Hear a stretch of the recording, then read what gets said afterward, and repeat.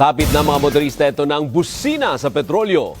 Alanganing rollback, alanganing increase po ang estimate natin sa presyo ng diesel at gasolina sa susunod na linggo. Kung tutuusin, meron pong maliit na bawas sa presyo ng imported na gasolina at diesel. Kaya lang, may pinapatong pa kasing premium at kung ano-anong dagdag ang mga kumpanya ng langis. Kaya ang estimate po natin ay pwedeng may rollback na Gs, sentimos kada litro sa diesel at gasolina o walang galaw o kaunting increase na hanggang 20 centavos kada litro. Pero ang kerosene, sure na po ang rollback na maglalaro sa 70 hanggang 90 centavos kada litro. Paliwanag ng mga taga-industriya, nagsiso ang presyo sa world market nitong linggo matapos ang anunsyo ng US Federal Reserve na posibleng wala ng interest rate hike sa mga susunod na buwan. Bumagal din ang inflation kaya naging mas positibo ang pananaw sa merkado na lalakas ang demand o pangangailangan sa langis. Malaki-laki rin ang nabawa sa reserbang krudo ng US